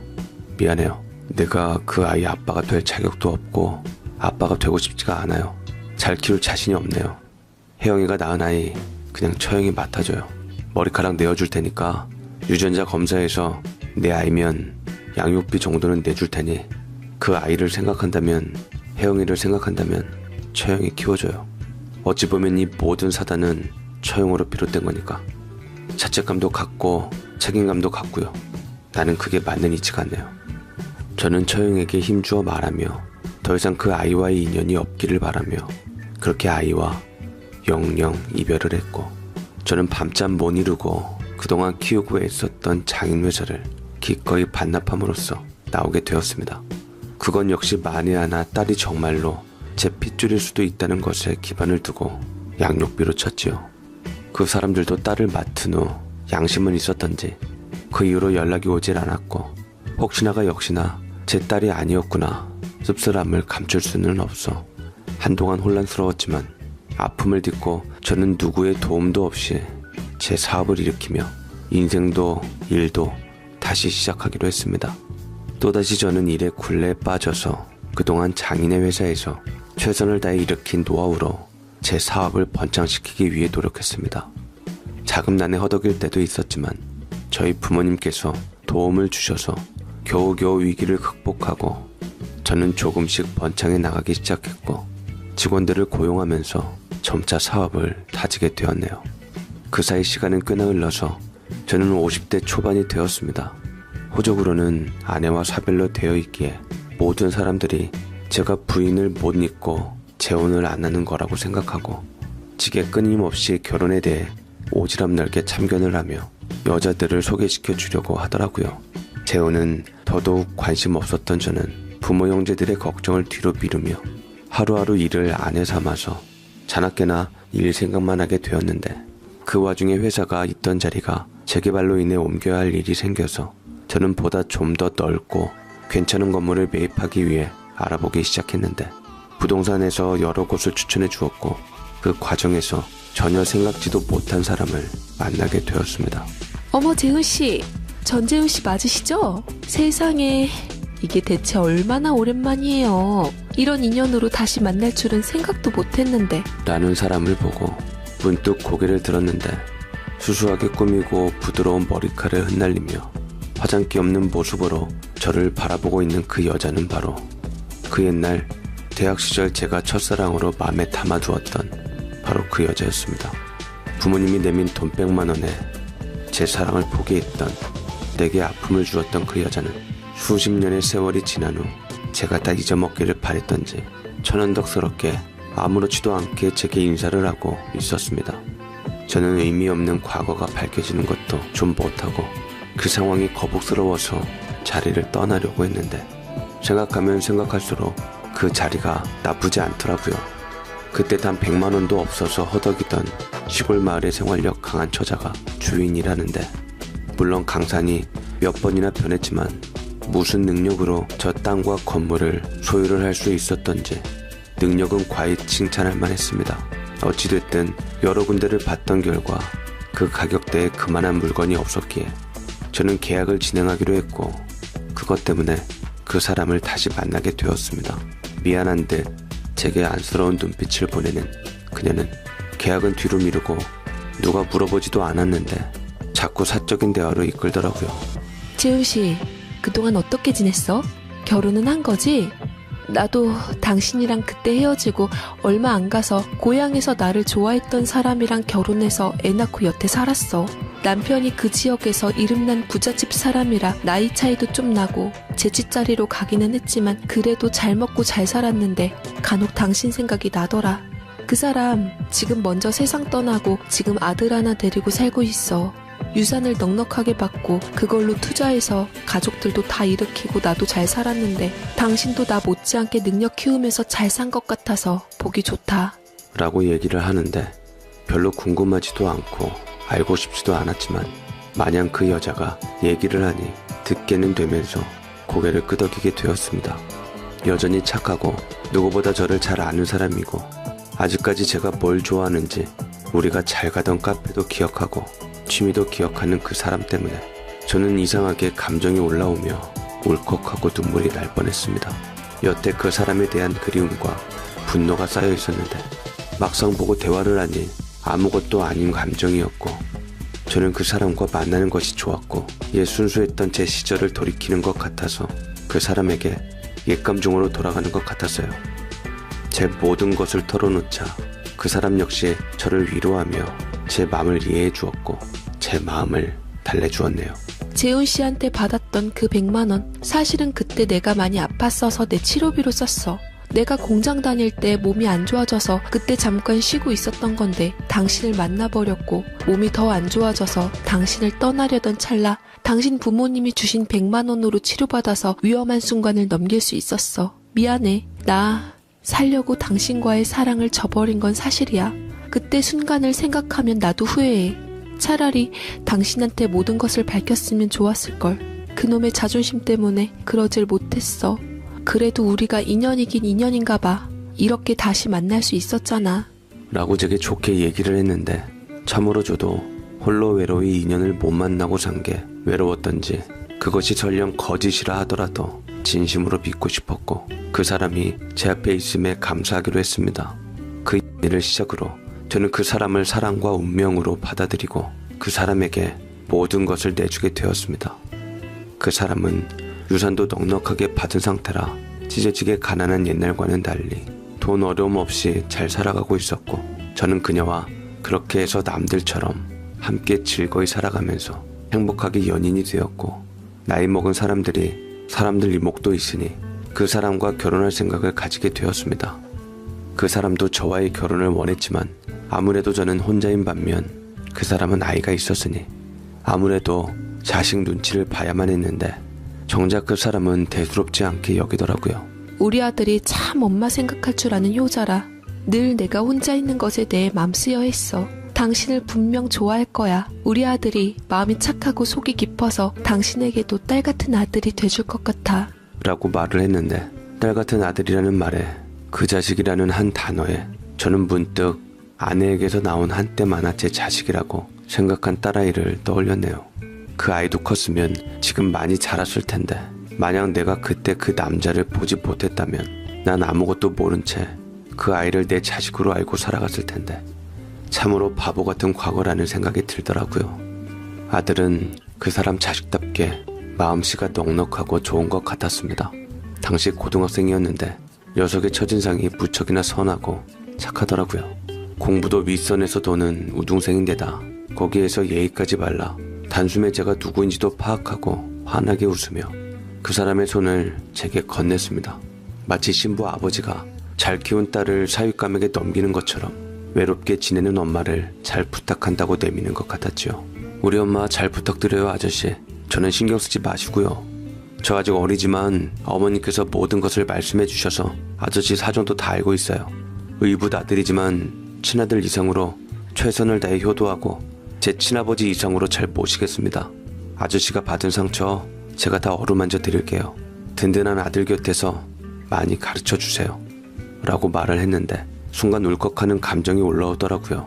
의붓 아들이지만 저는 그 녀석을 친아들로 받아들일 수 있을 것만 같았더랬죠. 철이 일찍 들은 듯 착한 제 아들을 믿고 저는 그 사람과 조촐하게 식구들만 불러다가 결혼식을 올리기로 했고 저는 드디어 아내 사별 후 새 가정을 꾸리게 되었습니다.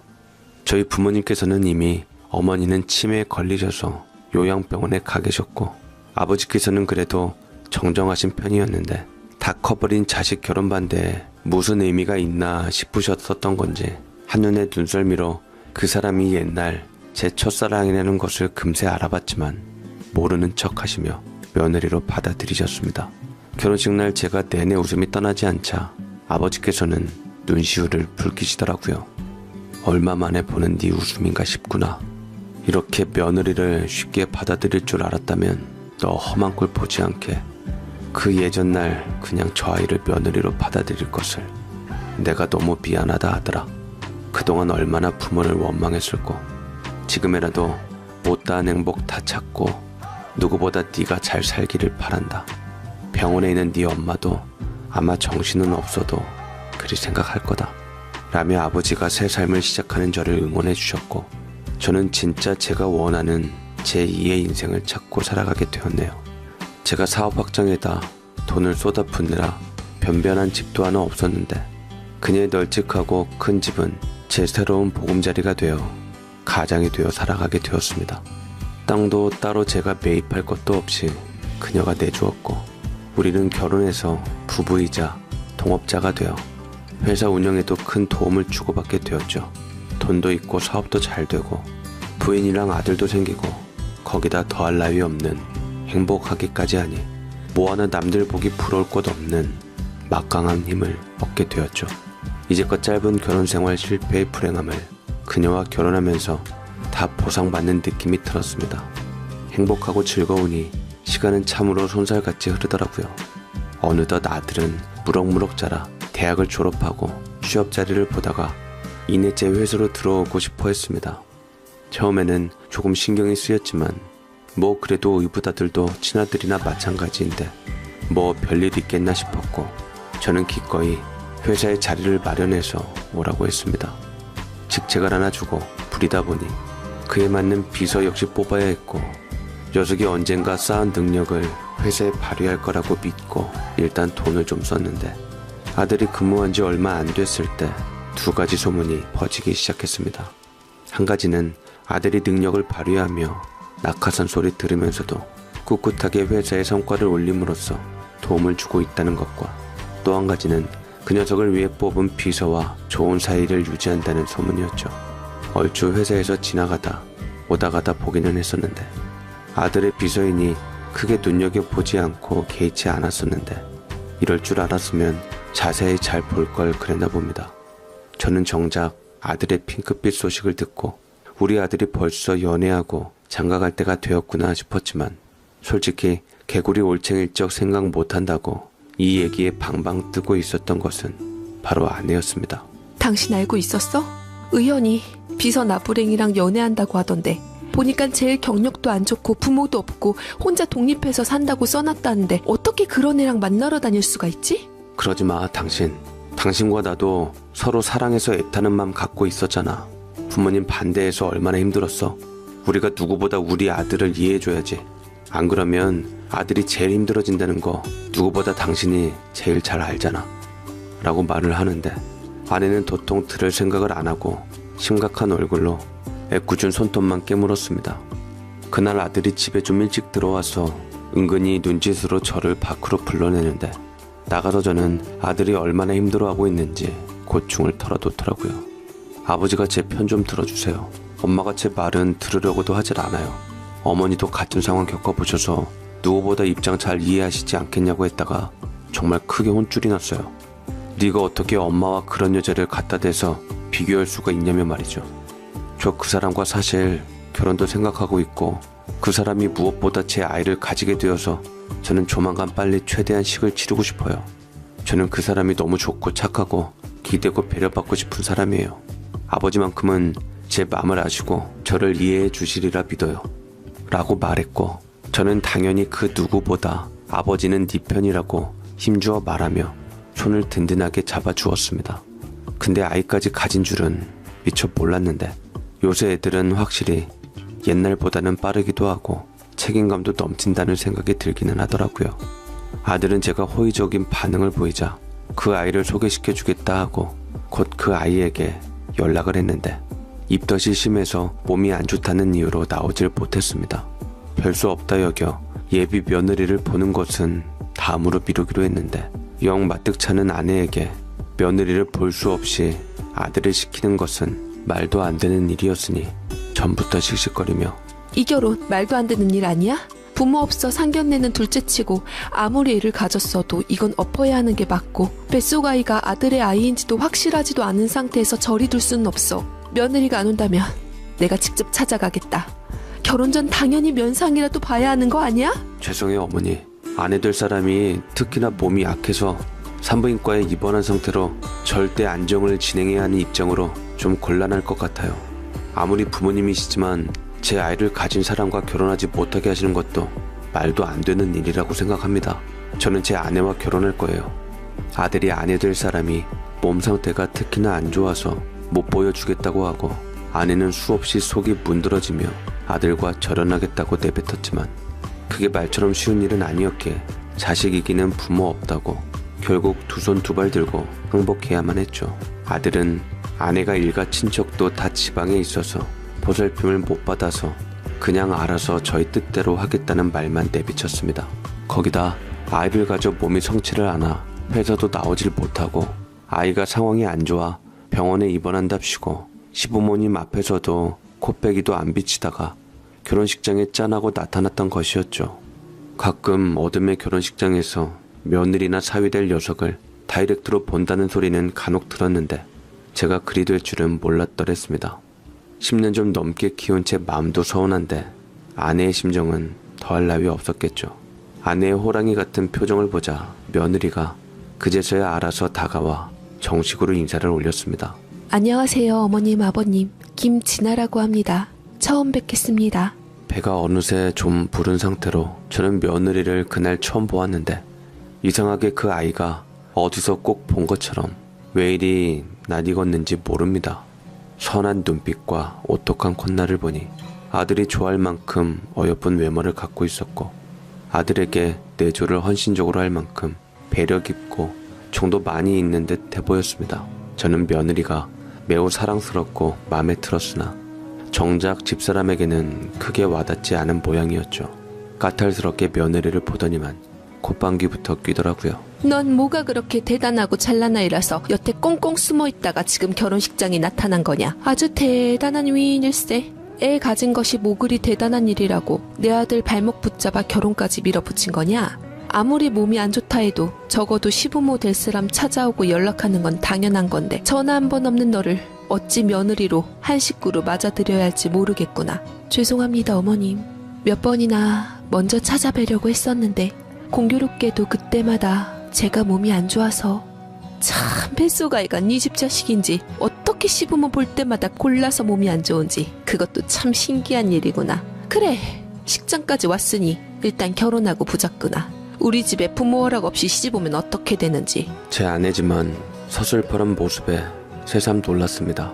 생전 처음 보는 모습에 당황스럽긴 했지만 심기를 어지럽히고 싶지 않았기에 참았죠. 어쨌거나 둘은 결혼식을 올리게 되었고 저는 아들과 며느리의 행복한 꽃길을 바라며 기대하고 있었는데 그런데 사진을 찍을 때 저 멀리서 제 눈을 사로잡는 무언가가 있었습니다. 분명 세월이 흘렀지만 무척이나 낯익은 모습, 나이 들었지만 시력이 유달리 좋은 제 눈에 간파되었던 것은 바로 죽은 아내의 친언니였습니다. 제게는 처형이 되는 사람이었죠. 매섭게 저희가 사진 찍는 것을 노려보다가 저와 딱 눈이 마주치자 고개를 획 돌리며 불이 나게 나가버렸는데 저도 모르게 자리에서 일어나 뒤쫓으려는 것을 사진사와 아내가 말리는 통에 미처 가질 못했습니다. 느낌이 이상하고 기분이 쎄했습니다. 왜 우리 아들의 결혼식 날 죽은 아내의 처형이 나타났는지 이해를 할 수가 없어서요. 제가 볼 일이 있었으면 진작에 저를 찾아왔을 텐데 어찌된 영문인지 아들이 신혼여행을 다녀올 때까지 내내 그 생각에서 떠나질 않았습니다. 그러는 사이 아들 내외는 뜻밖의 저희와 합가를 하겠다는 의지를 드러내며 저희 집에서 살기로 했고 아내 역시 단단히 벼르던 찰나였는데 며느리가 예상치 못하게 전한 의견에 많은 생각을 하고 있는 것 같았어요. 기왕 아들과 결혼한 거 좋게 봐주라고 요새 젊은 며느리들 시댁에서 살고 싶어하는 사람 아무도 없다고 말했지만 일단 아내가 튕기며 며느리에 대한 감정을 뒤로 미루기로 하며 아들 내외의 신혼방을 깨끗하게 꾸몄습니다.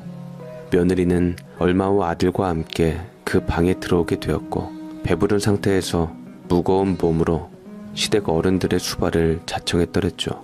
며느리는 아내의 매서운 시집살이를 안간힘을 쓰고 견뎌냈습니다. 시집으로 합가한다 해서 좋게 볼 줄 알았더니만 시집살이는 며느리가 버텨낼수록 심해지는 것 같더라고요. 너 이 정도 각오도 못하면서 합가하겠다는 거야? 요망한 것. 내 아들은 어떻게 끼어내었을지 몰라도 나는 순순히 안 넘어가. 너 같은 애들 습성 내가 누구보다 잘한다. 정신 똑바로 차려라. 아내는 심술궂게도 며느리를 힘들게 만들었고 제가 중간에 그만하라고 막으면 아내는 더하면 더했지 덜하진 않더라고요. 이것 때문에 아들도 아내랑 몇 번이나 다투고 당장 분가하겠다고 했지만 며느리는 시부모님과 함께 살겠다고 버텼습니다. 저는 그런 며느리가 기특해 보여서 특히나 더 잘 챙겨주었고 며느리 역시 시아버지인 저를 의지하며 잘 따랐네요. 며느리는 간혹 저를 깊은 눈빛으로 마치 사연이 있는 듯 바라보기도 했는데 저를 보면 친정아버지가 떠오른다고 말하며 눈시울을 붉히기도 했습니다. 아버님, 저 사실은 아버님 때문에 힘든 시집살이 버티고 있는 거예요. 아버님이 없으면 아무 의미가 없어요. 아버님과 함께 꼭 살며 모시고 싶었어요. 라고 의미심장한 이야기를 해서 저는 당황하며 어떤 반응을 보여야 할지 잘 모르겠더라고요. 기특하고 대견한 아이라고 생각했는데 자칫 색안경을 끼고 보면 의부 새아버지인 제가 며느리와 오해를 받을까 싶어 저는 며느리를 멀리하며 선을 그었습니다. 허나 그럴수록 며느리는 제게 더 다가왔고 특히나 며느리는 제 옷 정리와 서류 정리하는 것을 좋아했는데 우리 회사 비서로 있는 동안 일도 야무지게 배웠던지 영리하게도 제 복잡한 서류 정리를 깔끔하게 분류하며 제 맘에 들었지만 저는 표현을 할 수 없었네요. 얼마 전에도 꽃이 예쁘다며 제 책상에 넣어두고 제게 팔짱을 끼는 둥 아버님 하며 무척이나 따랐는데 처음에는 좋게 보던 이들도 저를 조금씩 경계하기 시작했고 아내는 잔뜩 정신을 곤두세우며 아내를 제 방에는 얼씬도 못하게 했습니다. 쟤 좀 이상하지 않아? 당신만 보면 친정아버지가 떠오른다는데 볼 때마다 기분이 깨름직해. 당신 나랑 결혼하기 전에 저희와 무슨 인연이 있었던 거 아니야? 아니 보니깐 저번에는 당신 양복 냄새도 킁킁거리며 맡고 있고 당신 신발이며 당신 물건은 유난히 신경을 쓰는 것 같더라고. 정작 당신은 며느리 불편해하는 게 내 눈에 보이는데 온도 차이도 심한 것 같고 혹시 뭐 짚히는 거 없어? 라고 아내가 심상찮은 말을 하는데 저는 전혀 모르는 일이었고 짚히는 게 없었는데 의외로 생각지도 못한 것에 며느리의 저에 대한 감정의 꼬리가 밟히게 되었습니다. 퇴근하고 오는 길에 아내가 동네 맛집인 빵집에 롤케이크 먹고 싶다고 해서 들러서 사오려고 하는데 원래는 며느리한테 시켰던 건데 소심한 반항이었던 건지 당초에 연락도 안 받고 들어오질 않았다고 하더라고요. 어디로 튈지 모르는 두 고부간에 끼고 싶지 않아 한숨을 쉬고는 빵집에를 들어가 롤케이크를 담았는데 근데 그곳에서 저는 눈이 뒤집힐 뻔한 광경을 보게 되며 심장이 곤두박질 치는 느낌이었습니다. 바로 며느리가 어느 중년 여자와 함께 있었는데 그 여자는 다름 아닌 그때 결혼식에서 봤던 전처의 친언니 옛날 처형이었죠. 순간 저는 포장을 기다렸던 롤케이크와 쟁반을 스르륵 손에 힘이 풀려서 떨어뜨릴 뻔했고 쿵쾅거리는 심장을 잠재우며 천천히 그들 곁에서 가서 그들의 대화를 듣게 되었는데 이모, 나 자꾸만 아버님한테 모든 것을 밝히고 싶어. 이럴 줄 알았으면 의연 씨랑 결혼하지 말고 먼저 아버님을 찾아가서 뵙는 게 맞았는데 그분에게 내가 얼마나 힘들게 살았는지 원망하고 내가 당한 고통과 외로움, 슬픔 모두 다 갚아주고 악을 치고 싶었는데 막상 시댁에서 아버님과 함께 살다 보니 그분 인품이 너무 좋아서 자꾸만 정을 주고 기대게 돼서 내가 어떻게 해야 할지 모르겠어. 이 맹추야, 그래서 이 결혼하지 말라고 했잖아. 이모 말 안 듣고 부득부득 우겨서 결혼하더니만 결국 진짜로 아버지를 아버지로 부르지 못하게 돼버렸잖니. 엄한 네 신랑만 상처받고 뱃속 아기는 또 무슨 죄고. 네가 그 사람 때문에 일부러 의현이랑 결혼하기 위해 혼전의 아이를 가진 것을 알면 그땐 넌 진짜로 모두에게 버림받게 되는 거야. 알아? 그러게 왜 내가 태어났을 때 아버지 친딸이라고 밝히지 않은 건데? 엄마도 돌아가시기 전에 날 아버지한테 맡겼는데 이모가 뭔데 아버지하고 나를 떼놨던 건데 아버지와 엄마 사이가 안 좋았어도 나는 아버지 친자식인데 아버님 성정의 친자식인 나를 버릴 리가 없을 텐데 대체 왜 날 아버지한테 안 맡겼던 거냐고. 저는 심장이 쿵쾅거리며 미치는 줄 알았습니다. 세상에 어떻게 이런 일이. 온몸이 떨리고 전율을 느끼고 저도 모르게 눈물이 나며 흐느껴진 상태로 도저히 믿을 수가 없더이다. 제가 몰랐던 진실이 밝혀지며 저는 그 자리에서 동상이 되어버렸죠. 그 와중에도 가만히 그들의 대화를 들어보니 아버님, 아버지라 그 사람이라는 것은 나를 지칭하고 있었고 나는 왜 대체 그렇게 며느리가 지나치게도 내게 애정과 관심을 표했는지 알 것 같았죠. 며느리는 그 옛날 전처가 뱃속에 있었던 태어난 내 딸이었던 겁니다. 처형은 내가 못 믿어서였던지 내가 미워서였던지 친자식인 저 아이를 제게 맡기지 않고 자기가 키워낸 것이었고 왜 제가 그 애를 낳지 않았던지 사별한 아내가 내게 무슨 잘못을 했는지는 말하지 않은 것 같았어요. 저는 부들부들 떨리는 몸을 간신히 축혀세우고 그 자리를 떠나 집으로 돌아왔고 당장의 아들 내외의 방으로 들어가 며느리의 머리카락과 내 머리카락을 유전자 검사센터에 보내버렸습니다. 그리고 결과가 나올 때까지 회사 핑계를 대며 집에 들어오질 않았습니다. 집안에서 그 깊은 눈동자와 본능적으로 아비로서의 내게 애정을 갈구하는 며느리의 눈빛을 볼 자신이 없었거든요. 만에 하나, 정말 만에 하나 며느리와 친자 관계가 성립이 안 된다면 그것이 모두 오해라고 밝혀지면 그제서야 저는 며느리를 볼 수 있지. 진짜로 예상한 대로 제 딸이라면 전 다신 그 애를 볼 자신이 없었고 아내와 아들을 볼 수도 없을 것 같았습니다. 허나 요새 세상에 재빠르게 나온 유전자 검사지는 애석하게도 며느리와 제가 친생자 관계가 성립이 된다는 어이없는 결론이 나왔고, 기막히게도 저는 황당하게도 딸을 며느리 삼게 되는 기막힌 운명에 처한 사람이 되었습니다. 내 잘못이 아닌 일로 내가 책임을 져야 하고 내 모든 것을 잃을 수 있다는 두려움에 대한 원망은 다 처형에게로 향하게 되어 당장에 처형을 찾아갔는데, 처형은 여전히 잘못한 기색 하나 없이 제 뺨을 때리며 노려보더라고요. 그 당시 내가 무슨 말을 해도 넌 진아를 키우거나 돌보지 않았을 거야. 네 친딸이라도 넌 그 아이를 등졌을 거라고. 그래서 내가 네 놈한테 진아를 친딸이 아니라고 숨기고 내가 여태 키웠던 거지만 세상에 비밀은 없었는지 진아는 네 존재를 알게 되었고, 그때부터 그 어린 시절부터 너의 인생을 알아보며 살게 되었어. 그래서 의연이도 알게 된 거고, 의연이의 아이를 가져서 결혼하게 된 거고, 어떻게든 애비 자격 없는 네 놈과 가까이 보기 위해서 노력했는데 자식이 애비 찾겠다는 것을, 그걸 내가 끝까지 방해할 순 없진 않겠어? 라고 말을 했고, 저는 분노해서 처형의 멱살을 잡았고, 처형은 입꼬리를 올리며 비릿한 웃음을 지었습니다.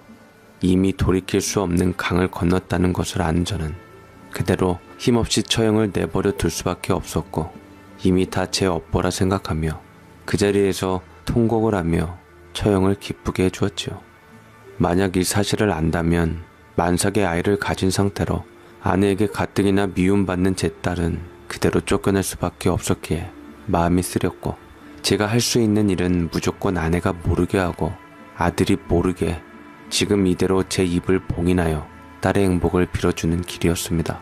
처형에게 무릎 꿇고 빌며 제가 사실을 안다는 것을 딸이 모르게 해달라고 빌었고, 내게 원한이 있다면 모든 것을 용서해달라고 되려 빌고 또 빌었죠. 하지만 처형은 차갑게 저를 응시하더니 이내 더 이상 할 말 없으니 나가달라고 말하고 문 밖으로 그대로 저를 내쫓아 버렸습니다. 저는 무거운 발걸음으로 집으로 돌아올 수밖에 없었고, 딸을 위해서라도 그 사실을 모른 척하고 저는 딸에게 평소와는 다름없이 똑같이 대하여만 했네요. 저는 환하게 저를 강아지처럼 반기는 며느리, 아니 딸에게 애처롭게 그 아이를 본 후 입을 열었습니다. 우리 며느리 행복하니? 아들이 속썩이진 않고? 내가 괜한 말을 했구나. 시집살이 많이 하느라 힘들 텐데 미안하다. 시아비가 돼서 며느리 편 하나 못 들어주고, 며느리 사랑은 시아버지라던데 내가 너무 자격이 없구나. 괜찮아요, 아버님. 저는 아버님 며느리인 것만으로도 행복합니다. 늘 제 곁에 있어 주셔서 감사해요, 아버님. 제가 아버님 많이 존경하고 사랑하는 거 아시죠? 의연 씨에게도 제게도 아버지가 되어주셔서 감사합니다. 라며 딸이 말을 하는데 목이 메는 것 같더이다. 가만 보니 그 다정한 눈빛도 오똑한 콧날도 갸름한 얼굴도 원망스런 제 애미와 나를 반씩 꼭 닮은 아이 얼굴이 맞았습니다. 제 생애에 자식을 얻는 것은 사치라고 생각했는데 바람 피운 아내가 낳은 아이는 그녀의 유언대로 제 아이가 맞았네요. 첫사랑도 현실에 빛바랜 이상 지금 나이 든 저는 이해 못할 게 없는데, 똥 묻은 개가 겨 묻은 게 나무란다고 나는 제 아이를 낳아준 아내에게 당장이라도 사죄하고 싶었지만 이미 때는 늦어 있었죠. 내 딸을 보며 울컥하는 맘에 그 아이를 안고 저는 통곡을 쏟아내고 싶었지만 며느리한테 내가 알고 있다는 진실을 들키고 싶지 않아 입을 꼭 다물고 다독이며 울음을 참고 방으로 들어가게 되었네요. 저는 그렇게 딸과 재회를 하게 되었습니다. 아내에게는 영원한 비밀로 하고자 하고, 제 며느리는 진짜로 저의 딸이 되어 지금도 살아가고 있습니다. 조만간 다시 며느리와 어떻게 살아가고 있는지 사연을 다시 전하도록 할게요. 제 사연 읽어주셔서 감사합니다.